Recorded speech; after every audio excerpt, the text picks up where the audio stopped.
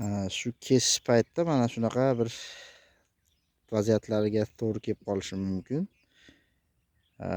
Shoxlangan o'rik daraxtlari ham bo'lishi mumkin-da endi orada. Mana shu holatda mana 3 ta 4 ta shoxi bor. Mana buni ham yerdan o'lchaysizlar. Yerdan shu 40-45 dan kesaverasizlar mana. Mana shu holatda hammasini teng qilib 3 ta shoxini, uchovini ham kesib qo'yaverasizlar mana 40-45 dan. Teng qilib hammasini. Bu o'zi chiroyli shoxlangan o'rik daraxti mana. Shuni teng qilib kesib qo'yasizlar. Bu yana darshi davom etaveradi o'sishda.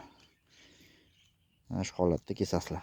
Mana shoxlagan o'riklar bo'lsa agar, pastdan chiroyli shox chiqqan bo'lsa mana shu holatda kesasizlar. Mana bizga kerakli joydan chiqqan, mana pastlarini olib 3 ta yaxshi shox chiqqan.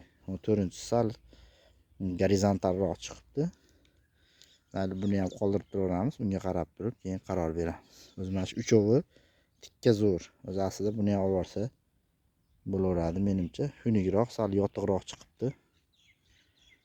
Kosa shimon shakliga kelish uchun albatta shunaqa qilib kesasizlar. Shoxlangan o'riklar bo'lsa, kerakli joydan shoxlatilgan bo'lsa, ko'p ko'chatlarda 60-70 dan kesib qo'yadi, shoxlatib qo'yadi. Bu noto'g'ri-da bu, bunaqa qilib shoxlatish. Pastroqdan shoxlash kerak. 40-45 dan shoxlagan bo'lsa, mana shu holatda mana. Shu holatda kesasizlar.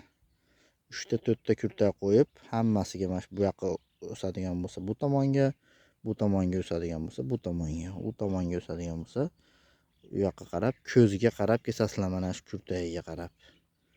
E'tibor beringlar. U chalamanchak qilib kesib ketishdi mumkin emas aslo. Shu holatda kesasizlar o'rtoqlar.